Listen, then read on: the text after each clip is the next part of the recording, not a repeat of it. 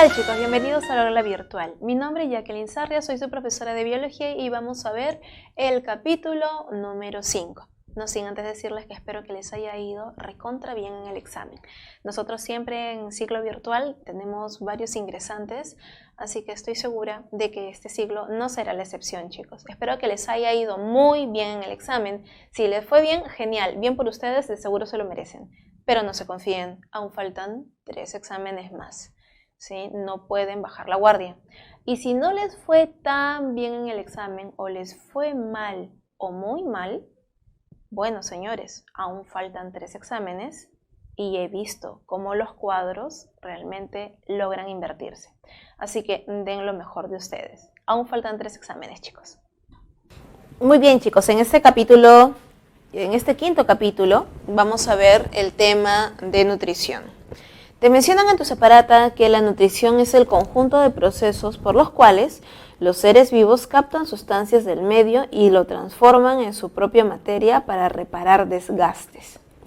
Incorporan energía de manera directa, algunos por fotosíntesis y otros a partir de compuestos inorgánicos, o también de manera indirecta a través de compuestos orgánicos. Las nutriciones, recuerden que se puede dar de diferentes formas. Cada organismo tiene diferente nutrición. Autótrofa o heterótrofa. Autótrofa, cuando los organismos sintetizan compuestos orgánicos a partir de inorgánicos, tales como las plantas, bacterias quimiosintéticas, protozoarios holofíticos.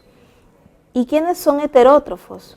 Aquellos que degradamos compuestos orgánicos provenientes de otros organismos, como los animales, los hongos, bacterias heterótrofas y protozoarios también heterótrofos. Es muy importante también considerar que los heterótrofos podemos ser saprófagos u holozoicos. Saprófago quiere decir que sus enzimas no son tan buenas y requiere de previa digestión antes de consumir el alimento. En otras palabras, descompuesto.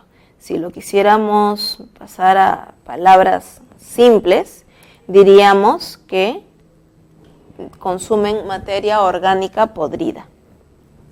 En cambio, en los holozoicos encontramos que, como nosotros, consumimos materia orgánica compleja. Consumimos materia compleja. Quiere decir que no requerimos de una digestión previa, no requerimos del proceso de descomposición. A eso se refiere el término holozoico. Como primera parte de la nutrición, tenemos que analizar la nutrición de los organismos productores de nuestro ecosistema. Todos sabemos que la fotosíntesis es el proceso que da vida a nuestro planeta. Si desaparecieran las plantas, definitivamente desaparecería la vida en nuestro planeta. La fotosíntesis abarca principalmente 2 etapas. La fase lumínica y la fase oscura, ¿no? O fase luminosa y la fase oscura. La fase luminosa ocurre en los tilacoides de los cloroplastos. Si todos hacemos memoria, el cloroplasto tiene su membrana externa, su membrana interna tiene repliegues y en estos repliegues tiene más repliegues, conocidos como los tilacoides, ¿verdad? En su conjunto, conocido como el grana o grano. Tiene su ADN, sus ribosomas, ¿no? Eso ya lo sabemos. En los tilacoides ocurre la fase luminosa y la fase oscura ocurre en el estroma. ¿Cuál es el estroma? La parte líquida interna. Ese es el famoso estroma. En el tilacoide ocurren reacciones acíclicas en donde intervienen ambos fotosistemas. Esto lo vamos a ver en unos instantes. Y en el estroma ocurre el ciclo de Calvin-Benson o la fase oscura. Aquí en esta imagen podemos visualizar al cloroplasto. Vemos al cloroplasto señalándonos los tilacoides, ¿no? El grana o grano, el estroma, la parte líquida, membrana externa, membrana interna. Recordemos que aquí ya no hay pared. De acuerdo a la teoría de la endosimbiosis, así como las mitocondrias, los cloroplastos, que son organelas semiautónomas, por tener ácido nucleico propio y ribosomas propios, antes eran bacterias, ¿verdad? De acuerdo a esta teoría, la teoría de la endosimbiosis, que ya se los había explicado en la semana 3, nos menciona de que, por ejemplo, el cloroplasto era una especie de cianobacteria primitiva, ¿no? Que ingresa a la célula vegetal y empieza un proceso de simbiosis, una endosimbiosis. Chicos, el proceso de la fotosíntesis es un proceso bioquímico, el cual no necesitan saber de manera extremadamente detallada porque no viene en el examen.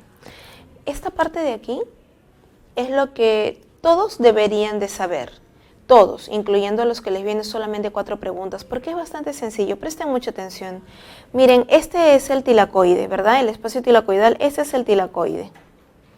Cada tilacoide. Vemos de que ingresa la molécula de agua, y al ingresar la molécula de agua, miren, por aquí salen sus hidrógenos, por aquí los oxígenos y liberan electrones. Esto ocurre en el fotosistema 2. Gracias al fotosistema 2 se logra romper la molécula de agua, H2O. ¿Qué es lo que va a ocurrir aquí? De esta manera, ¿verdad? Químicamente hablando, lo que ocurre es que debido al rompimiento de los enlaces, ustedes saben que el hidrógeno rápidamente pierde el electrón. Los electrones salen disparados al romperse los enlaces.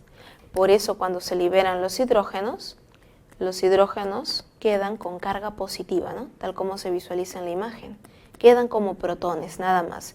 Y el oxígeno, que junto con otras moléculas de agua, recuerden que no se rompe una molécula de agua a la vez, se rompen miles de moléculas de agua a la vez, motivo por el cual el oxígeno de una molécula de agua con la de otra molécula de agua, con la otra, se terminan juntando unos con otros, formando el oxígeno molecular. Por una molécula de agua, por eso aquí en la separata te ponen un medio de O2. Entonces, el oxígeno que se libera sale de la planta como desecho. Se va en forma de gas como un desecho, a diferencia de los hidrógenos que se quedan en el espacio tilacoidal por el momento, y los electrones se van a la cadena transportadora. Miren por dónde van los electrones del agua. Entonces, los hidrógenos, como protones, se van a ir acumulando en el interior del espacio tilacoidal, los cuales obviamente deben de salir. ¿Por dónde van a salir? Por la ATP, por la bomba de protones. Al salir los hidrógenos por aquí, el NAT, acá están los hidrógenos, ¿no? Van a ser tomados por el NADP, que es NADPH, ¿no? Más H, en algunos casos se lo ponen. El NADPH va, viene, deja hidrógenos y luego retorna para atrapar más. La única función del NADP es llevar hidrógenos de la fase luminosa hacia la fase oscura. Esa es su única función. Al momento de salir los hidrógenos, nos generan vibraciones en la membrana, generando energía. Esa energía es rápidamente captada por el ADP más el fósforo inorgánico que está circulando libremente por el estroma. Ellos ya están en el estroma, están listos para aprovechar cualquier oportunidad de energía libre que haya para formar la molécula energética, para formar ATP. El ATP, con sus 3 fósforos, viene al ciclo de Calvin, deja fósforo y otra vez retorna como ADP. Y aprovechando la energía con el fósforo, otra vez forma ATP y así retorna el ciclo. La función del ATP entonces es simplemente llevar fósforo. Y en el ciclo de Calvin-Benson, en este ciclo, lo que nosotros vamos a ver es cómo ingresa el CO2 y obtenemos glucosa. Recordemos que la glucosa es una hexosa. La glucosa es una hexosa a base, obviamente, de 6 carbonos. Tienen que ingresar 6 CO2 para obtener una glucosa. Pero recordemos que aquí encontramos una molécula muy particular, ¿verdad? Encontramos a la ribulosa 1,5-bifosfato. Y ella atrapa al carbono del CO2 y va juntando, ¿no? Al juntar obviamente 6 CO2, vamos a obtener una glucosa. Pero aquí también participa esa capacidad de la ribulosa de captar el carbono del CO2, es gracias a una enzima llamada rubisco. Rubisco es quien logra juntar al CO2 con ribulosa. Ribulosa químicamente rompe los enlaces y va liberando los carbonos. Al juntarse los 6 carbonos, obtenemos glucosa. Recuerden que en el estroma del cloroplasto no ocurre un ciclo de Calvin-Benson a la vez, ocurren muchos a la vez y gracias a ello se van agrupando de 6 en 6 para obtener glucosas. Ahora sí, chicos, de manera un poquito más detallada vamos a analizar el proceso de fotosíntesis por aquí. Sabemos que la fotosíntesis ocurre en las hojas de las plantas, sí, pero no solo en las hojas, ocurre también en las ramitas verdes, en tallos verdes. Toda parte verde que tú veas de una planta ocurre fotosíntesis. Por ejemplo, en un cactus, ¿dónde ocurre fotosíntesis? Sus hojas han sido evolutivamente modificadas en espinas. Por lo tanto, la fotosíntesis en un cactus ocurre a nivel del tallo.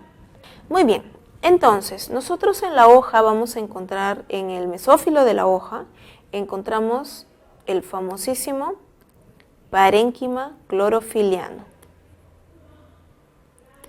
El parénquima clorofiliano, como ya lo hemos visto la semana pasada, sabemos que se caracteriza porque son células con abundantes cloroplastos. Ya vimos el cloroplasto y sabemos que en el tilacoide es en donde ocurre la fase luminosa y en el estroma la fase oscura. Si nosotros tomamos a un tilacoide y lo vemos en grande, encontraremos la membrana tilacoidal. Esta membrana tiene por aquí el fotosistema 2, plastoquinona, plastocianina, citocromo B, citocromo F y muchas otras moléculas más que en realidad eso no te van a preguntar. Por aquí encontramos fotosistema 1, ferredoxina, por aquí la bomba de protones o la ATPasa. En el medio siempre vamos a encontrar agua. En el estroma, ¿no? en los alrededores del tilacoide, en el estroma, vamos a encontrar al famoso NADP, vamos a encontrar ADP con el fosforito inorgánico por ahí, esperando cualquier liberación de energía. Como les había ya explicado, la molécula de agua o las moléculas de agua que se encuentran dentro del tilacoide, gracias a la energía solar, esto excita al fotosistema 2, ¿no? por los pigmentos que contienen las clorofilas, generando el rompimiento de la molécula de agua. Los dos electrones que se liberan de los hidrógenos se van a saltar. Más adelante los vamos a ver. Los oxígenos se van liberando y van a ir formando moléculas, obviamente, de O2. Pero recuerden que esto, para la célula, es un desecho. Para la planta no lo necesita. Por eso sale del tilacoide, sale del cloroplasto, sale de la célula y sale de las hojas a través de los estomas. Los hidrógenos que se van acumulando en el interior deben de salir porque esto acidifica el medio. Al salir los hidrógenos, genera energía que es rápidamente tomada por el ADP más el fósforo, obteniendo así ATP. Los hidrógenos llegan hasta el NADP y gracias a los dos electrones se forma el famoso NADPH, en algunos casos el NADPH más H, conocido de esa manera. ¿Y por qué se le llama de esta manera? Porque los hidrógenos son solo prestados entre comillas, porque ahora el NADP va a llevar los hidrógenos hacia la siguiente fase. Chicos, entonces, de manera general, productos. ¿Qué productos obtenemos? Producto como tal, vamos a obtener NADPH más H y ATP. Este primer proceso que ocurre con el agua se llama la fotólisis del agua. Este proceso de formación de ATP se llama fotofosforilación, lo que en cualquier caso común y corriente se llamaría fosforilación oxidativa, nada más, ¿verdad? Pero en este caso recibe foto en la parte delantera porque es fotosíntesis. Recuerden que, como ya les había mencionado, la fotosíntesis es el proceso que inicia la vida, motivo por el cual obviamente cada proceso tiene el término foto delante para identificar que es parte de fotosíntesis. Muy bien, y hasta aquí con el tilacoide. Ya nos encontramos a nivel del estroma. En el estroma tenemos a una molécula conocida como la famosa ribulosa 1,5 bifosfato. ¿Quién es? Ribulosa es una pentosa que está fosforilada en el carbono 1 y en el carbono 5. Ribulosa es una pentosa, pero ella quiere ser hexosa y siempre anda en busca de su carbono ideal. En esta búsqueda va a ayudarla su gran amiga, conocida como rubisco, la enzima llamada rubisco. Pero rubisco siempre le trae a ribulosa lo primero que encuentra. Y lo que más abunda en el medio es el CO2. Ese CO2 que ingresa por los estomas, llega hasta la célula, llega hasta el estroma. Rubisco toma el CO2 y se lo presenta a ribulosa. Ribulosa, feliz y emocionada, toma al carbono del CO2 como si fuese suyo. Pero señores, el carbono del CO2 no es de ella. Este carbono, que químicamente no le pertenece, le va a generar graves problemas. Ribulosa como que se parte a la mitad. Estructuralmente, su estructura química se vuelve inestable. Se parte a la mitad e incluso, chicos, cambia de nombre. Ahora se llama PGA. Cuando esto ocurre, obviamente, ribulosa está altamente inestable. Ya no es ribulosa, ahora es PGA. Van a venir sus amigos a ayudarla, a intentar estabilizarla. Viene el NADPH más H, le deja los hidrógenos y luego retorna como NADP para esperar a más hidrógenos y electrones y volver a traerlos. Cuando esto ocurre, esta molécula, vuelve a cambiar. Ahora ella ya no se llama PGA, ahora se llama PGAL. Cuando ella vuelve a cambiar de nombre, y obviamente sigue químicamente inestable, ella decide liberar, expulsar al carbono que no es de ella. Con eso, vuelve a ser una molécula de 5 carbonos. Ella vuelve a ser ribulosa, pero ella tiene que estar bifosfatada en el carbono 1 y en el carbono 5. Por eso tiene que venir el ATP, le deja fósforos, retorna como ADP, a capturar más fosforitos, aprovechar la energía libre. Y ella vuelve a ser ribulosa bifosfatada en el carbono 1 y en el carbono 5. Pero recuerda, esta ribulosa, esta pentosa, quiere ser hexosa. Y nuevamente otra vez con el carbono del CO2 y retorna al ciclo. Este es el famoso ciclo de Calvin-Benson. El PGA, el nombre de PGA es el 3-fosfoglicerato. Y el PGAL es gliceraldehído, ¿sí? Recuérdalo de esa manera, gliceraldehído 3-fosfato. Por eso es que va cambiando de nombre, ¿no? Y hay muchos pasos más, chicos, que no interesan realmente porque no les va a venir eso en el examen. Esta es la forma más detallada que podríamos verlo a nivel preuniversitario. Recordemos que los procesos como tal que tienen las plantas, los procesos de fotosíntesis, las fotosíntesis son muy variadas en realidad. Cada grupo de plantas tiene un diferente proceso de fotosíntesis. Nosotros estamos analizando aquí la fotosíntesis común, la fotosíntesis generadora de glucosa, generadora de almidón, pero no todas las plantas generan solo almidones, solo azúcares. Tenemos también la fotosíntesis para generar proteínas, para generar lípidos, para generar vitaminas y demás. Son más de 15 tipos de fotosíntesis.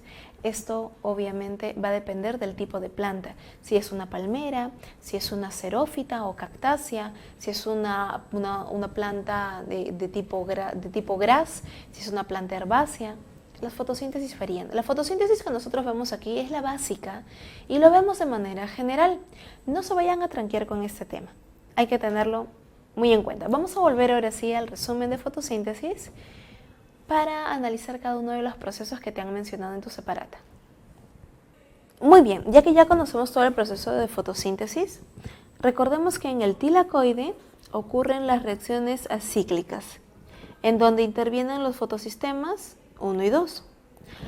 En el fotosistema 2 ocurre la fotólisis del agua, la liberación de oxígeno y generación de ATP. Y en el fotosistema 1, recuerdan la última parte que hemos visto, hacia la parte inferior se forma el NADPH más H. Las reacciones cíclicas, de manera cíclica, ocurre también cuando el fotosistema 1 me genera ATP. O sea que ambos fotosistemas nos pueden generar ATP, tanto el fotosistema 2 como el fotosistema 1, solo que en el fotosistema 1 es de manera cíclica. En el estroma ocurren las reacciones cíclicas, el ciclo de Calvin-Benson. La ribulosa bifosfatada fija el CO2 formando compuestos orgánicos. Se da la formación de ATP por ruptura de enlaces de compuestos orgánicos. El último cuadrito que te mencionan con respecto a fotosíntesis es este, de la fase oscura. Vemos aquí a ribulosa 1,5-bifosfato, PGA, PGAL y vuelve a ser ribulosa, ¿verdad? Lo que nosotros vamos a darnos cuenta es que aquí ingresan 6 CO2, se juntan con 6 ribulosas y me forman 12 PGAs. ¿Por qué 12? Recuerdan que les había comentado de que la molécula se vuelve tan inestable que se parte casi a la mitad, ¿no? Algo similar. Por ese motivo, chicos, es que se contabilizan 12 PGAs, pero toda la estructura sigue siendo 6 ribulosas, 6 CO2. ¿Sí? Ingresan por aquí ATPs, cambian nuevamente, ingresan NADPH más H y este cambio me genera PGAL, como les había mencionado, ¿no? Por aquí en este proceso. Cuando se forma el PGAL, liberan los carbonos, los cuales se agrupan y me forman moléculas orgánicas como por ejemplo glucosa.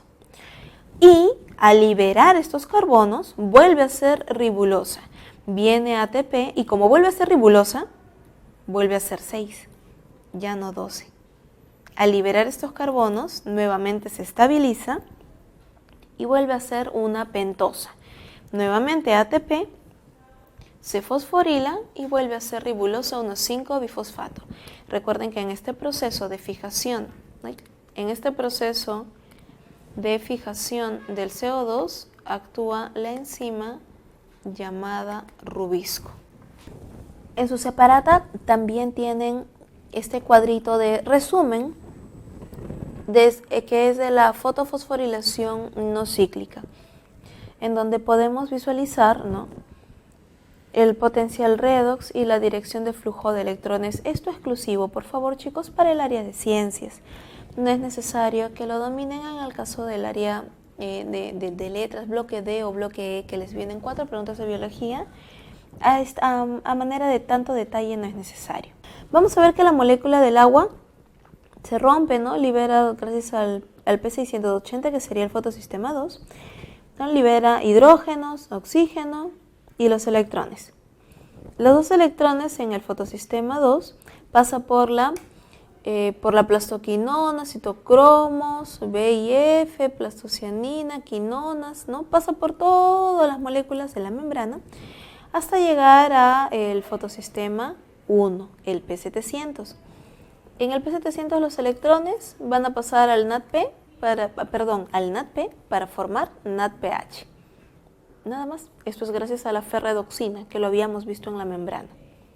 Eso es lo único que va a intervenir, chicos.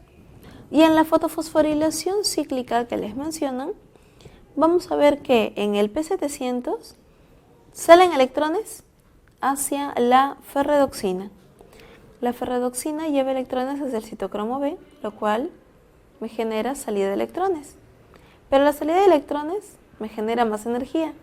Y estos electrones alimentan otra vez el P700, los electrones van a ferredoxina, salen, liberan electrones y aquí es donde se va generando ATP, ATP, ATP. Toda la energía que circula, al final el ATP lo va a aprovechar. Muy bien, chicos, ahora vamos a ver la parte de respiración celular. Respiración celular y fotosíntesis no son procesos, digamos, fuera de cada organismo. Las plantas hacen fotosíntesis y respiración celular. Los animales hacemos solo respiración celular, fotosíntesis no, obviamente, porque somos heterótrofos. La respiración celular siempre se enseña junto con fotosíntesis porque suelen ser procesos inversos. La fotosíntesis se trata de la síntesis de moléculas orgánicas. La respiración celular se trata de la degradación de moléculas orgánicas. La glucosa que me genera una planta se almacena en ella como almidón. Nosotros consumimos las plantas, consumimos el almidón y ese almidón en nuestro interior nos va a dar energía. Genera glucosa. La glucosa en nuestro interior entra a las células y la mitocondria degrada la glucosa, liberando energía. Eso se llama respiración celular. ¿Por qué? Porque ocurre en presencia de oxígeno para que sea de una manera altamente eficiente. Si es que no hay oxígeno, igual hay respiración celular, pero no tan eficiente, llamado fermentación. Vamos a ver estos procesos a continuación. La respiración celular puede ser de 2 tipos. Puede ser anaerobia o puede ser aeróbica, en presencia de oxígeno o en ausencia de él. La aeróbica, como ya les acabo de mencionar, ella es más eficaz, más eficiente porque obviamente se obtiene mayor cantidad de energía. Cuando es anaerobia, se recurre a la fermentación, ya no al ciclo de Krebs que ocurre en la mitocondria. Cuando ocurre fermentación, se puede producir ácido láctico o etanol. Esto es en ausencia de oxígeno, conocido también como la respiración anoxigénica o anaeróbica, ¿no? O también llamada anaerobia, anaeróbica o anoxigénica. En la glicolisis vamos a ver la transformación de la glucosa en 2 piruvatos, en donde obtenemos 2 ATPs y 2 NAT. ¿A qué se refiere esto? La glicolisis o glucolisis es lo que ocurre siempre apenas la glucosa entra a la célula. Chicos, aquí también ocurre glucolisis. En la aerobia también ocurre primero la glicolisis o glucolisis, en donde se obtiene, ¿no?, de la glucosa se obtienen 2 piruvatos, se obtienen 2 ATPs y se obtienen 2 NADH+H. Ojo, aquí son NAD solito, sin P. El NADP era en la planta, en fotosíntesis. NAD sin P en la mitocondria. ¿Listo? Muy bien, entonces la glicolisis ocurre tanto en la anaerobia, en la respiración anaerobia, como en la aerobia, por si acaso. Porque eso es independiente, esto primero ocurre en nuestra célula. Cuando tenemos aquí nuestra célula, su núcleo, por aquí vamos a identificar a la mitocondria. Cuando ingresa la glucosa a través de, obviamente el torrente sanguíneo trae todos los nutrientes, y la glucosa ingresa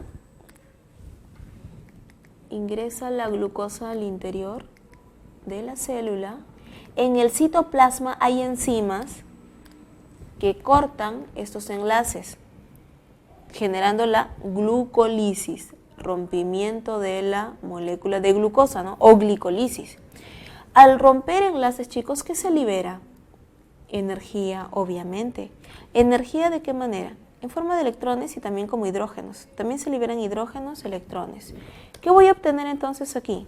Voy a obtener, si la glucosa la parten a la mitad y la glucosa tiene 6 carbonos, pues vamos a obtener ahora 2 moléculas de 3 carbonos, conocido como piruvato. Este es el famoso piruvato o ácido pirúvico. Obtenemos también 2 ATPs y obtenemos 2 NADH. Eso es lo que vamos a obtener de glucólisis. Ahora, si es que hay oxígeno, este piruvato va a la mitocondria. Y si es que no hay oxígeno, el piruvato se queda en el citoplasma para el proceso de fermentación. Si ocurre fermentación, puede ocurrir de 2 maneras: la fermentación láctica o la alcohólica. La fermentación láctica lo realizan, por ejemplo, nuestras fibras musculares. Cuando una persona tiene mucha actividad física, está haciendo ejercicio, pero no respira bien, va a empezar a generar lactato en sus músculos, lo que genera los calambres. Pero los microorganismos, por ejemplo, las levaduras o las bacterias del vino, ¿no? Para generar, obviamente, la chicha de jora, productos que contienen alcohol, contienen etanol, ellos van a realizar la fermentación alcohólica en ausencia de oxígeno. Por eso es que los barriles de vino o de cerveza se cierran de manera hermética para que no ingrese el aire con oxígeno, ¿no? Y en ausencia de oxígeno obligan a los microorganismos a hacer el proceso de fermentación. Muy bien, chicos. La glucólisis, si lo vemos en este cuadrito de resumen realmente que te han puesto aquí en la separata, lo vamos a ver incluso bastante engorroso. No necesitas saberlo para nada, no te preocupes, ¿sí? No necesitas saber todo esto. ¿Qué debes saber de glucólisis? Que la glucosa entra, como ya te lo expliqué, se parte a la mitad, me libera energía, obtengo 2 ATPs, obtengo 2 NAD y obtengo 2 piruvatos, ¿no? 2 moléculas de 3 carbonos cada una. Y listo, nada más. ¿Qué va a pasar con la glucosa? Miren, todo este proceso. No es necesario saberlo porque al final, por cada molécula de glucosa, obtenemos esto.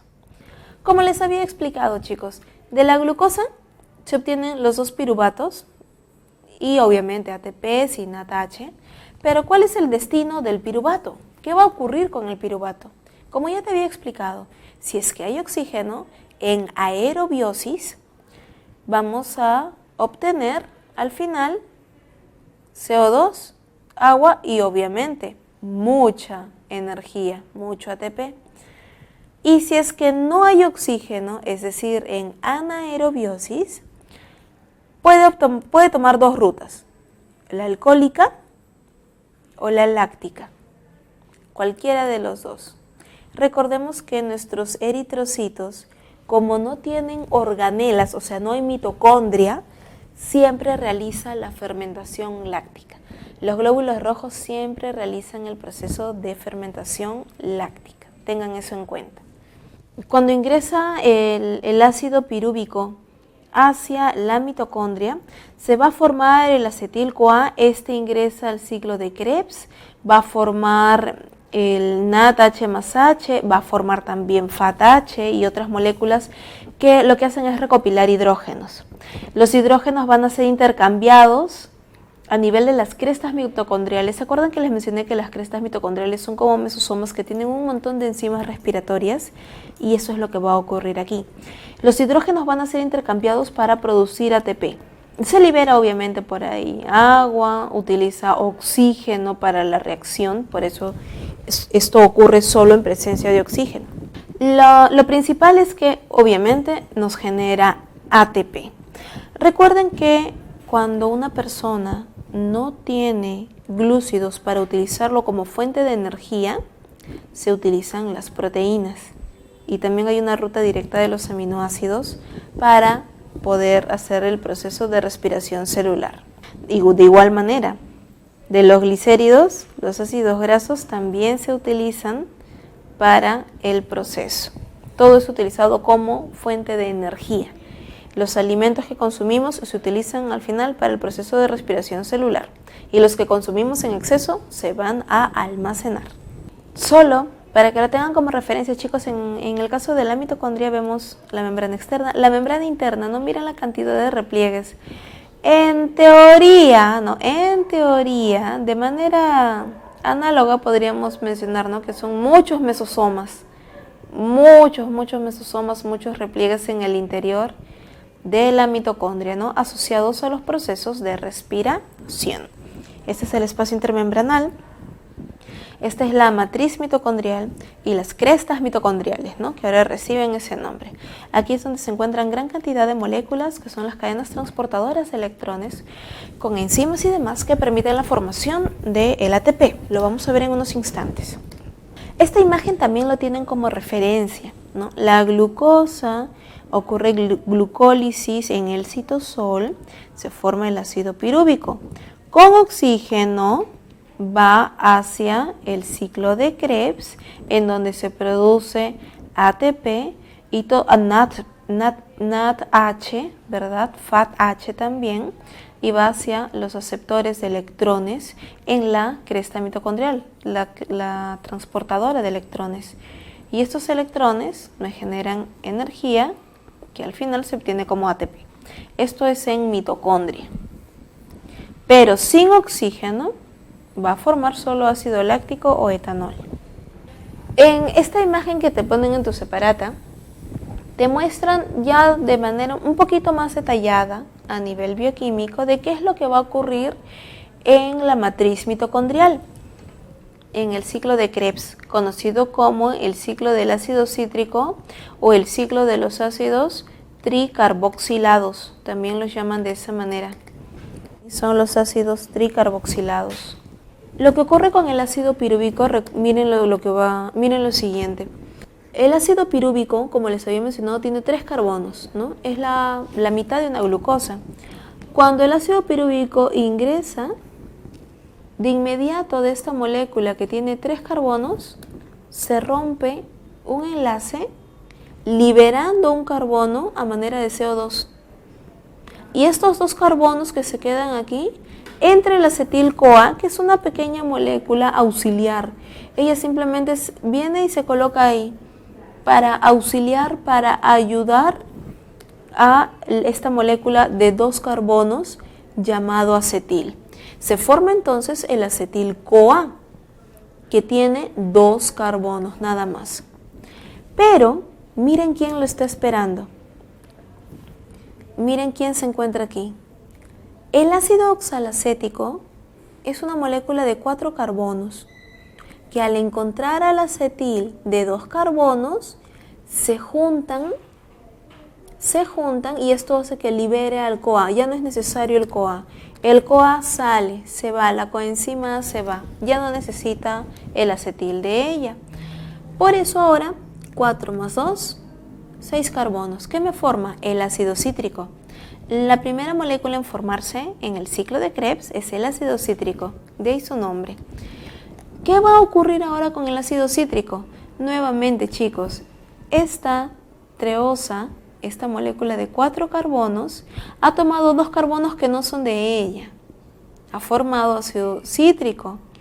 ¿Qué va a ocurrir en todo este proceso? Va a liberar los 2 carbonos para volver a ser ácido oxalacético. Miren, acá hay un carbono liberado, acá hay otro carbono liberado, ¿no? Y a partir de aquí ya son 4 carbonos, 4 carbonos, 4 carbonos, 4 carbonos. Ocurre todo esto hasta que se estabiliza y vuelve a ser ácido oxalacético. Nada más. Vamos a verlo de manera un poquito más detallada. El ácido cítrico de 6 carbonos que se forma, ocurre un reordenamiento y forma ácido isocítrico. Sigue siendo 6 carbonos. Libera un carbono. Al liberar un carbono, me va a liberar energía, porque se rompe un enlace, ¿verdad? Así como en este caso, libera energía. Liberan energía, liberan un carbono. Ahora ya no tiene 6, tiene 5 y se llama ácido alfa-cetoglutárico. El ácido alfa-cetoglutárico nuevamente vuelve a perder otro carbono, por lo tanto libera energía. Y miren, viene el CoA para estabilizar. Ahora ya no tiene 5, ahora tiene 4 carbonos. Y se llama succinil. Como entró la coenzima, se llama succinil-CoA. Succinil-CoA, ¿qué va a ocurrir? Una fosforilación. Con esta fosforilación se libera GTP. ¿Qué es el GTP? Guadonicin trifosfato, así como adenin trifosfato, igualito. Y sale también la coenzima A. Y ahora, de succinil, ahora es ácido succínico de solo 4 carbonos. Ocurre un proceso de oxidación en donde se libera FATH2. ¿Quién es el FATH2? El primo del NADH. Solo que el NAD me da un poquito más de energía que el FAT en la mitocondria. Ocurre un reordenamiento ácido málico, un proceso de oxidación me genera más NAD y vuelve a ser ácido oxalacético de 4 carbonos. Cuando vuelve a encontrarse con otro acetil, otra vez se forma el ácido cítrico y retorna al ciclo. Nada más. Eso es lo único que va a ocurrir en el proceso del ciclo de Krebs. Vemos 4 con 2, forma 6, y todo el proceso se trata de liberar 2 carbonos más y de estabilizarse. Es todo, chicos. En la cadena transportadora de electrones y generación de ATP, esto es lo que vamos a ver en realidad es la membrana. ¿No? Aquí vemos el espacio intermembranas, aquí la membrana mitocondrial externa, membrana mitocondrial interna. La membrana mitocondrial tiene las moléculas, miren, se dan cuenta, parecen los fotosistemas del tilacoide, ¿no? Es que la membrana tilacoidal también tiene una cadena transportadora de electrones, ¿se acuerdan? Por eso es que es tan similar, ¿no? Entre comillas, a nivel de estructura. Tiene gran cantidad de moléculas que se encargan de trasladar electrones. Y en este traslado de electrones, chicos, en este vaivén, ¿no? Gracias a que los hidrógenos van pasando. ¿Y por qué pasan tantos hidrógenos? Porque viene el NADH, viene el FATH2 a dejar sus hidrógenos. Y el paso de los hidrógenos a través de la ATPasa me va a generar la formación de ATP, fosforilación oxidativa, producción de ATP en la mitocondria. Ahora, ¿cuánto de ATP? Vamos a verlo.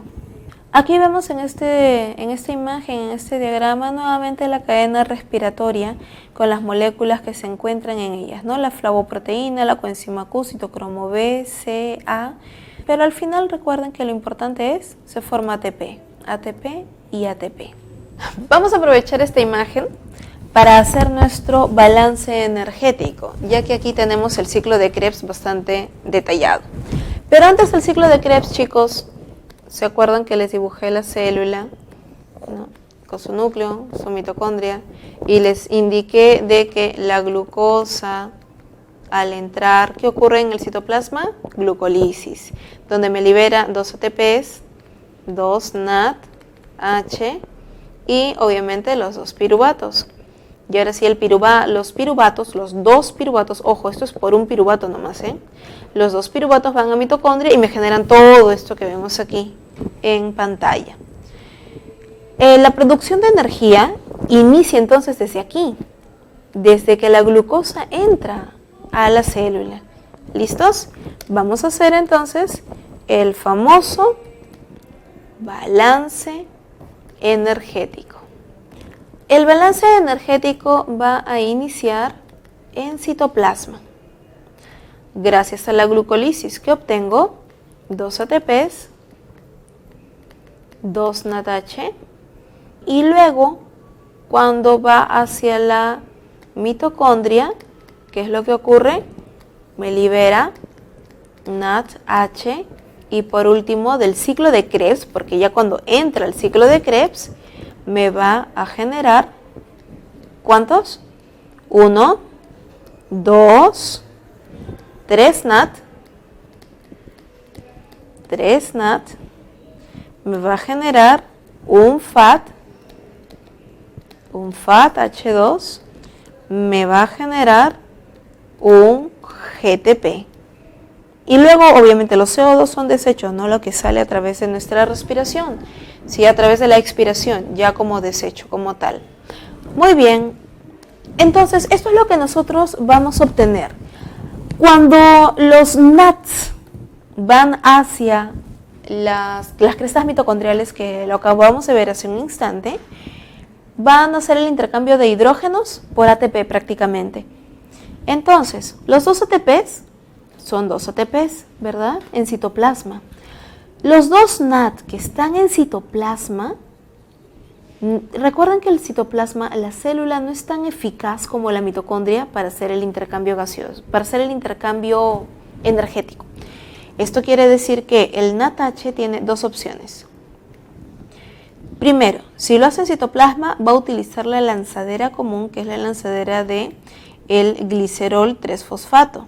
Y utilizando esta lanzadera de 2 NAD, se obtienen 4 ATPs. O sea que el NAD vale solo 2 ATPs. Pero si utiliza la lanzadera malato-aspartato, que es la lanzadera de la mitocondria, por 2 NAD utiliza 6 ATPs. Y es que debemos de recordar que el NADH vale como 3 ATPs en mitocondria, el FAT H2 me vale como 2 ATPs en mitocondria, pero en el citoplasma, recuerden que el NADH es igual al FAT. Ambos me valen 2 ATPs. Por eso es la diferencia. Ahora, en la mitocondria, obviamente, el NAD me vale 3 ATPs, 3 NAD, 9 ATPs, un FAT, 2 ATPs, un GTP es como un ATP. Aquí en total obtenemos 12. Pero chicos, esto de aquí es por un piruvato. ¿Cuántos hay realmente? 12 más 3, 15, ¿verdad? Tenemos entonces 15 ATPs de la mitocondria, pero por un piruvato. Por 2 piruvatos serían en total 30. En mitocondria obtenemos al final 30 ATPs, pero hay que sumarle lo del citoplasma. Al sumarle lo del citoplasma, ¿qué vamos a obtener? 2 más 4, 6 ATPs, en total 36. Pero si utiliza la lanzadera malato-aspartato, 2 más 6, 8 en total, ¿verdad? Serían 38 ATPs. ¿Qué es lo más común? ¿Obtener 36 o 38? Lo más común, chicos, es 36. ¿Sí? Es lo más común.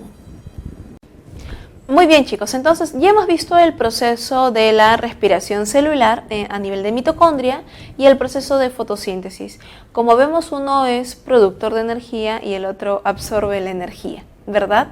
Nosotros nos damos cuenta de que los procesos metabólicos que ocurren en los seres vivos son sumamente importantes para las funciones vitales, ¿sí? Propias de cada organismo. La respiración celular no se refiere exclusivamente al intercambio gaseoso. Se refiere más bien al uso de oxígeno y producción de CO2. Esta es la reacción misma. Vamos a ver ahora el intercambio gaseoso ya de manera de individuo, ya no a nivel celular, sino a nivel de individuo, cómo es que los individuos logran hacer el intercambio gaseoso. Pasamos a respiración en organismos. Vamos a ver los sistemas que tienen cada uno de ellos. Y chicos, empezamos con sistemas. La siguiente semana vamos a ver sistema digestivo, ¿sí? Así que nos vamos poniendo las pilas. Los capítulos que vimos ya no los vamos a volver a tocar. Repasen bien esto, y aquellos que les vienen solamente 4 preguntas de biología, no tienen que saber todo el proceso del ciclo de Krebs, ni siquiera los que van para ciencia pura como tal, ¿sí? No necesitan saber todo el proceso, todos los nombrecitos, no, por favor, no se vayan a saturar con eso. Sería pérdida de su tiempo y demasiado esfuerzo en vano. No se estresen con ello. Tienen que saber qué es lo que ocurre, por qué ocurre y para qué, ¿sí? Eso es lo principal, que se entienda el proceso. Muy bien, en el caso del intercambio de gases en plantas y animales, en plantas, por ejemplo, en las plantas superiores, ¿no?, como en árboles, el proceso es a través de la difusión, a través de los estomas que tienen las plantas en las hojas y en los tallos verdes. Chicos, pero ojo, ¿solo estomas? ¿Se acuerdan de ello? ¿Solamente en estomas? No, ¿verdad? Recordemos que a través de las lenticelas también se hace intercambio gaseoso. ¿Recuerdan dónde están las lenticelas? En las ramas, troncos y tallos leñosos, ¿verdad? La lenticela es donde antes hubo un estoma. Y en el caso de las algas también hay difusión, pero es a través de la envoltura celular. Como son acuáticas, hay difusión simple directa. En los animales, como por ejemplo invertebrados, encontramos que en los celenterios, también llamados nidarios, ocurre el proceso de difusión, como en las hidras, en la medusa. En el caso de los insectos es a través de tráqueas. En el caso de los arácnidos, ojo, lo apunto por aquí, es utilizando la estructura pulmón en libro, que son como tráqueas modificadas nada más. Recuerden que arácnidos, pulmón en libro. Recuerden que arácnidos e insectos pertenecen a los artrópodos, junto con los crustáceos. En el caso de los crustáceos, ¿cómo es la respiración? Ellos tienen branquias, pero exactamente no son branquias como las de los peces, evidentemente. Su nombre específico es filobranquias, pero si no hay filobranquias entre las claves y solo hay branquias, obviamente sería branquias. Las filobranquias son las branquias de los invertebrados. En animales superiores ya la situación cambia. En los peces la respiración es a través de branquias como tal. En anfibios, por sacos pulmonares y ojo, recuerden, también cutánea a través de la piel. En reptiles, aves y mamíferos es a través de los pulmones. Hay algunos datitos adicionales que tengo que mencionarlos, ¿no? Por ejemplo, en algunos otros invertebrados, por ejemplo, en el caso de la lombriz de tierra, ella tiene respiración cutánea. En el caso de la esponja porífero, también lo va a realizar por difusión.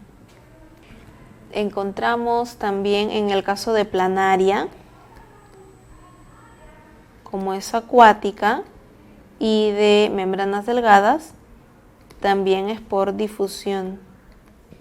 Encontramos también en el caso de moluscos, depende, ¿no? Si son moluscos terrestres puede ser pulmón, como una especie de pulmón en realidad, no es un pulmón como tal, no con alveolos y todo, no. Estamos hablando del pulmón de un caracol, por ejemplo, ¿sí? O pueden ser también branquias, como en el caso de los moluscos acuáticos, ¿no? Como las ostras, las conchas de abanico, conchas negras, almeja, ¿no? Todos ellos son bivalvos y tienen branquias.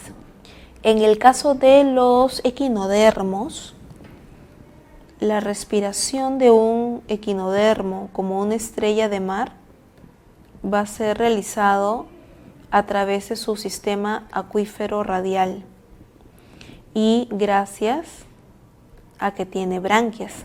a través de branquias. Muy bien, chicos, solamente estos datitos adicionales, por si por obvio les pueda venir en el examen, les mencionan alguno de ellos. De todas maneras, semana tras semana que vamos a ver los sistemas, lo vamos a ver grupo por grupo, de manera evolutiva, y ahí vamos a ir haciendo memoria del sistema respiratorio. La siguiente semana recuerden que nos toca sistema digestivo. El sistema respiratorio humano obviamente es mucho más complejo que el de los invertebrados o de otros vertebrados inferiores. Está formado por 2 pulmones en la cavidad torácica, con tráquea, laringe, bronquio, bronquiolo, sacos alveolares y los alveolos como unidad morfofisiológica o morfofuncional. Se encarga del transporte también del CO2, no solo el oxígeno, ¿verdad? Recuerden que el CO2 viaja a través de la hemoglobina como carbaminohemoglobina o también disuelto en la sangre como ion bicarbonato. Aquí vemos el CO2, el agua, ¿verdad? Gracias a la anidrasa carbónica, gracias a esta enzima, vamos a obtener las sales como tal, ¿no? Esta sal de carbono o el ion bicarbonato como tal. El menos va por aquí, ¿sí? Y el ion bicarbonato. Puede viajar entonces como carbaminohemoglobina o ion bicarbonato. Ojo, estamos hablando del CO2, ¿eh? El CO2. Y el oxígeno, ¿cómo viaja en la hemoglobina? Como la oxihemoglobina. Recuerden que la hemoglobina es una proteína de transporte. ¿Qué transporta? Oxígeno. En sus aparatos, chicos, les ponen algunas imágenes de referencia, ¿no? Tales como los estomas de las plantitas para la salida del oxígeno y la entrada del CO2, ¿verdad? Aquí parece que hay un pequeño error en la imagen. Obviamente tiene que entrar el CO2 del ambiente y salir el oxígeno, ¿no? Es lo que ocurre aquí. Por ejemplo, bueno, aquí hay salida de agua en procesos de transpiración, por ejemplo. Les ponen también estas imágenes de referencia en la respiración cutánea que puede tener un anfibio o una lombriz de tierra, las branquias externas que tienen algunos anfibios, ¿no? Que realizan metamorfosis, la respiración traqueal de los insectos, ahí están las tráqueas, miren el estigma o espiráculo por donde ingresa el aire al cuerpo del animal, el famoso pulmón en libro, en el caso de los arácnidos, ¿no? Tienen como tráqueas modificadas. En el ser humano vemos un sistema mucho más complejo, con pulmones, sacos alveolares y los alveolos como tal, como unidad que contiene a los capilares en donde se realiza el intercambio gaseoso. Miren, aquí está el alveolo. Vemos cómo va el flujo de sangre y debe de ir captando el CO2 de nuestra sangre venosa, y cuando ingresa el oxígeno del aire se convierte en sangre arterial. Esta transformación metabólica se da en los alveolos pulmonares. Por aquí viene sangre venosa, sangre con CO2. El CO2 sale y entra el oxígeno, ¿no? Y aquí está el aire entrando y saliendo a través de nuestra respiración. Recuerden que en la inspiración, el aire cuando entra a los pulmones, nuestro diafragma desciende, ¿no? Porque aumenta el volumen pulmonar. Los pulmones se expanden. Ocurre la contracción de músculos pectorales. Ocurre la contracción de los músculos intercostales porque se expande. En cambio, en la expiración, cuando el aire sale de los pulmones, el diafragma se eleva, el diafragma sube. ¿Por qué? Porque el pulmoncito disminuye de tamaño. Ocurre relajación de músculos pectorales menores y relajación de músculos intercostales.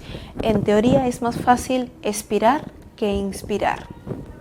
Muy bien, chicos, eso ha sido todo en la parte teórica. Vamos a pasar a las preguntas que imagino ya las han resuelto. Ya se habrán dado la importancia de que ustedes resuelvan primero las preguntas y luego comparemos las claves, ¿sí? En la pregunta número 1 nos dicen, una bacteria aislada a partir de un relave minero, identificada taxonómicamente como Acidotiobacillus spp, o sea, especie general, crece en un medio de cultivo llamado 9K. El medio 9K contiene solamente compuestos inorgánicos como fuente de nitrógeno y otros bioelementos como sodio, potasio, fósforo, calcio, azufre, hierro, entre otros. El carbono lo obtiene por fijación de CO2 disuelto en el medio, proveniente del CO2 atmosférico. De acuerdo a lo señalado en el párrafo anterior, señale usted qué tipo de nutrición presenta esta bacteria. Bueno, chicos, rápidamente nos damos cuenta que si ella obtiene el carbono por fijación a través del CO2 disuelto en el medio, bueno, es igual que una planta, ¿sí o no? Todo lo demás, chicos, es simplemente una distracción para asustarlos. Es autótrofa, igual que una planta. En la pregunta número 2 nos indican, Pseudomonas spp es una bacteria mesófila que tiene mucho que ver con el proceso de descomposición de la carne. Ella, junto con otros microorganismos gram positivos, levaduras y mohos, utilizan el glucógeno, proteínas y otros compuestos similares de la carne para su crecimiento. Por tal motivo cambian las características organolépticas de este alimento. De acuerdo a lo señalado, podemos afirmar que estas bacterias pseudomonas presentan nutrición heterótrofa. ¿Es un microorganismo gram negativo? ¿Presenta nutrición autótrofa? ¿O ha sido la causa de la muerte del animal? Bueno, evidentemente no ha sido la causa de la muerte del animal, porque te dicen de que esta es una bacteria mesófila que tiene que ver con el proceso de la descomposición de la carne, ¿verdad? Utilizan la carne como fuente de carbono y obviamente son considerados organismos heterótrofos. De acuerdo a esto, chicos, podemos decir que son gram negativos, no, ¿verdad? ¿Presentan nutrición autótrofa? No, porque se alimentan de carne. Ellos son heterótrofos. De acuerdo al texto, podemos afirmar ello. En la pregunta número 3, los hongos filamentosos que participan en la descomposición de los cadáveres se nutren por absorción de compuestos orgánicos simples procedentes de dichos sustratos. Por lo tanto, los hongos son considerados nutricionalmente como, ¿recuerdan, chicos? Sí, absorben compuestos orgánicos simples procedentes de dichos sustratos, quiere decir previamente degradados. Consumen materia orgánica en descomposición. Ellos son saprófagos, lo contrario de holozoicos, ¿verdad? Nosotros somos holozoicos porque consumimos materia orgánica compleja. En la pregunta número 4, desde el punto de vista nutricional, los seres humanos, de acuerdo al tipo de alimentos que consumimos, estamos considerados como, bueno, lo vimos hace unos instantes, ¿verdad? Recuerden que los seres humanos consumimos materia orgánica compleja. Por ello, nutricionalmente somos considerados holozoicos. En la pregunta número 5, las cianobacterias o bacterias azul verdosas son responsables de suministrar compuestos orgánicos a las cadenas alimenticias de los ecosistemas acuáticos. Ellos realizan la misma fotosíntesis que las plantas. Entonces, desde el punto de vista de la nutrición, las cianobacterias son consideradas. Obviamente, todo organismo fotosintético, como en el caso de las cianobacterias, obtienen energía a partir de la luz solar, es decir, que ellas son fotótrofas. En la pregunta número 6, la biorremediación es un proceso biológico que se utiliza para eliminar sustancias contaminantes del medio ambiente. En el caso de un derrame de petróleo, como por ejemplo suele ocurrir en nuestra Amazonía lamentablemente, se emplean en algunos casos microorganismos que tienen la capacidad de utilizar compuestos del petróleo como fuente de energía para su crecimiento y metabolismo.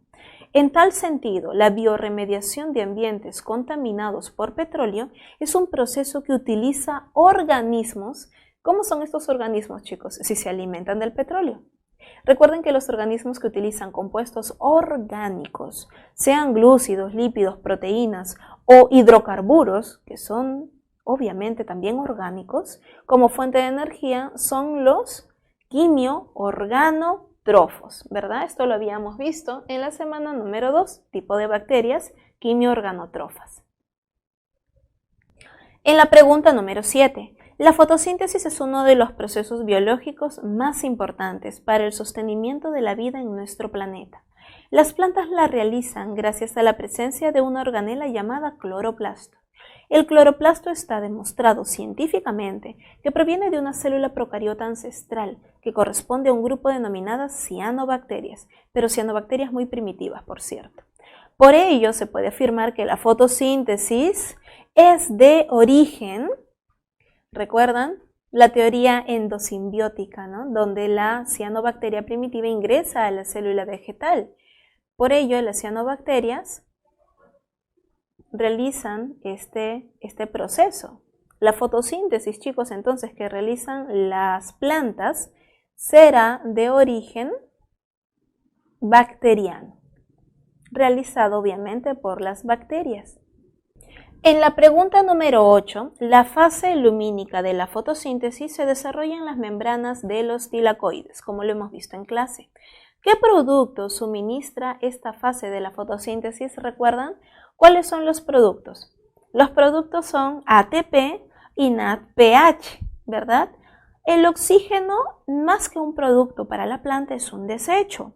Sin embargo, ¿no? La clave, y ya la estamos observando, es la B, teniendo en cuenta que el oxígeno para la planta es desecho. Producto para los animales, ¿no? Para nosotros, pero la planta ya no lo necesita. Y recuerden que este oxígeno viene de la molécula del agua. En la pregunta número 9, en una experiencia de laboratorio desarrollada en un curso de fisiología vegetal, los estudiantes someten a una planta a un tratamiento que cierra completamente los estomas. Teniendo en cuenta que no se le ha privado de una fuente de luz solar, ¿qué fenómeno fotosintético se verá alterado? La fase oscura, la producción de CO2, la producción de oxígeno o la producción de ATP. A ver, la producción de CO2, la planta, no, ¿verdad? La producción de oxígeno se refiere a la fase luminosa. Sí, chicos, tenemos una planta en donde los estudiantes someten a una planta a un tratamiento que cierra los estomas. Si los estomas se cierran por completo, ¿qué va a ocurrir? Teniendo en cuenta que no se le ha privado de la fuente de luz solar. Si se cierran los estomas pero hay luz, quiere decir que sí va a ocurrir la fase luminosa. Con el agua, ¿verdad? Que ya haya ingresado a través de las raíces, porque las raíces no se han alterado. Pero si se cierran los estomas, bueno, ya no va a salir el oxígeno, pero sí se sigue produciendo oxígeno por la fase luminosa. Pero ¿quién ya no entraría? Ya no entraría el CO2, ¿verdad? Por lo tanto, se vería obstruida la fase oscura, el ciclo de Calvin-Benson. La clave sería la A. En la pregunta número 10, las plantas carnívoras constituyen un grupo de organismos que se alimentan de protozoarios y animales, en su mayoría insectos, debido a que crecen en suelos que son pobres en nutrientes, especialmente de nitrógeno. Pese a ello, este grupo de plantas pueden realizar procesos de conversión de la energía luminosa en química. Con respecto a lo mencionado, marque la alternativa correcta. ¿Las plantas carnívoras son saprófagos? Por el modo de obtención de energía, ¿son autótrofos? Los organismos que presentan condición heterótrofa. Sus células no deben presentar cloroplastos. A ver, un momento. Si nos están diciendo que genera energía química a partir de luminosa, quiere decir que sí hace fotosíntesis. Por lo tanto, sí debe tener cloroplastos. Por lo tanto, no son heterótrofos. ¿Y son saprófagos? ¿Consumen materia orgánica descompuesta? No, ¿verdad? Definitivamente ellos son autótrofos, solo que como algo adicional consumen insectos o protozoarios como fuente de nitrógeno. Recuerden que crecen en suelos muy pobres. En la número 11, señale usted a qué proceso metabólico corresponde la siguiente ecuación. A ver, tenemos un compuesto carbonado más oxígeno y esto nos da CO2, agua y energía.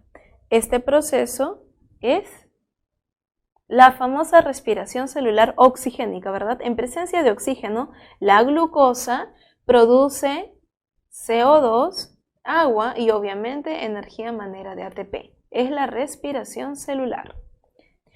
En la pregunta número 12, Louis Pasteur en el siglo XIX hizo una experiencia con la levadura Saccharomyces cerevisiae que consistió en hacer crecer a dicho microorganismo en un medio de cultivo que contenía glucosa. Él comprobó que cuando sometía el cultivo de levaduras a condiciones aeróbicas, la respuesta era crecimiento celular, y cuando suprimía el suministro de oxígeno, se dejaba de producir crecimiento y en cambio empezaba a producir etanol. A este fenómeno se le llama el efecto Pasteur. Según el texto, ¿qué proceso metabólico está sucediendo con la glucosa cuando se somete al cultivo a condiciones anaerobias? sin oxígeno, obviamente, chicos, está ocurriendo el proceso de fermentación y en este caso al producir etanol, la fermentación alcohólica. En la pregunta número 13, cuando el piruvato ingresa a la mitocondria se descarboxila para convertirse en acetil-CoA, compuesto que ingresa al ciclo de los ácidos tricarboxílicos, uniéndose al oxalacetato por catálisis de la enzima citrato sintasa. Durante este ciclo, que ocurre en la matriz mitocondrial, se terminan de liberar los 2 carbonos restantes del piruvato y se generan 4 NADH adicionales a los 2 que se generaron durante la glucólisis. Un FATH, los cuales ceden hidrógenos y electrones a la cadena transportadora que se ubica en las crestas mitocondriales. Este transporte de electrones y protones a lo largo a través de la membrana interna mitocondrial genera un proceso bioenergético muy importante. Señale usted qué proceso nos estamos refiriendo. A ver, chicos, todo lo que nos han dicho, todo lo que nos han redactado es el proceso de la fosforilación oxidativa, ¿verdad? Todo el paso de electrones y protones es para la producción de ATP. Fosforilación oxidativa. En la pregunta número 14 nos indican, se ha demostrado científicamente que la mitocondria ancestralmente era una célula procariota, era una bacteria. Según la teoría endosimbiótica, hace mucho tiempo ingresó a parasitar a las células eucariotas. Estas bacterias, cuyo pariente actual sería la bacteria Paracoccus, ya eran organismos aerobios o aeróbicos, pues ya existía por entonces oxígeno atmosférico gracias a la actividad fotosintética de las cianobacterias, y a ello le otorgaron a las células eucariotas la posibilidad de usar el oxígeno también para oxidar los azúcares. Como consecuencia de lo expresado anteriormente, ¿qué podríamos afirmar? Señale lo correcto, ¿no? Señale la afirmación correcta. En la clave A nos dicen, la fotosíntesis es de origen vegetal. Todas las bacterias son parásitas obligadas intracelulares. La mitocondria es un parásito intracelular. O, por último, la fosforilación oxidativa es de origen bacteriano. ¿Cuál de ellas sería la clave, chicos? De acuerdo a lo que nos indican en el texto, la fotosíntesis no es de origen vegetal. Te mencionan que el oxígeno venía de las cianobacterias, eso es diferente. Todas las bacterias son parásitas obligadas intracelulares, no, pues cuando a ti te dicen todas, usualmente es falso, ¿verdad? La mitocondria es un parásito intracelular. Actualmente, la mitocondria como tal, ¿es un parásito intracelular? No, es una organela ya de la célula, se volvió parte de ella. Parásito quiere decir que se aprovecha de su hospedador y no brinda ningún beneficio, ¿verdad? Más bien perjudica. Eso quiere decir parásito. Pero la mitocondria no es un parásito porque sí beneficia a la célula. La fosforilación oxidativa es de origen bacteriano, claro. Porque si ustedes analizan la mitocondria tiene su doble membrana y en vez de tener un mesosoma, tiene muchos. Si recordamos en la semana 2, yo les había mencionado que en una bacteria común y silvestre, asociado al mesosoma, siempre encontramos la molécula de ADN y encontramos asociadas las enzimas respiratorias. Siempre asociado al mesosoma. En cambio, miren la mitocondria. Esta organela, que era una bacteria primitiva, tiene muchos mesosomas que ahora se llaman crestas mitocondriales, porque ya cumplen una función dentro de la célula, ¿verdad? Y aquí tiene gran cantidad, obviamente, de enzimas respiratorias, aparte de su ADN y sus ribosomas, igual que una bacteria. Por ello, la clave es la D. En la pregunta número 15, el intercambio de gases necesarios para el metabolismo energético celular se produce de una gran variedad de modos. Así, en los animales terrestres se realiza a través de los pulmones o tráqueas, en los animales acuáticos a través de branquias, en las plantas a través de los estomas. Señale usted, en el caso del sistema respiratorio humano, a qué nivel se produce el intercambio de gases respiratorios. ¿Dónde? En el alveolo, en venas, pituitaria, arterias. A ver, chicos, creo que esto está bastante sencillo. ¿verdad? Arterias, nada que ver, a través de las arterias circula sangre oxigenada, ya directamente. Pituitaria, aquí no tiene nada que ver. Venas, tampoco, ¿verdad? En los alveolos pulmonares, ahí es donde se realiza el intercambio gaseoso a través de capilares. Muy bien, señores, acabó este capítulo. Sé que la semana número 5, todo lo que es metabolismo es un poquito complicado, ¿sí? Pero recuerden que de todas maneras tenemos que verlo de una forma simplificada. ¿Está bien? Practiquen bastante, practiquen. Este capítulo tienen que practicarlo. Semana 5, chicos, recuerden que hasta el capítulo 8 o 9 viene el segundo examen y van a venir desde la semana número 1. ¿Sí? Así que practiquen bastante, cuídense mucho, aliméntense de la manera adecuada.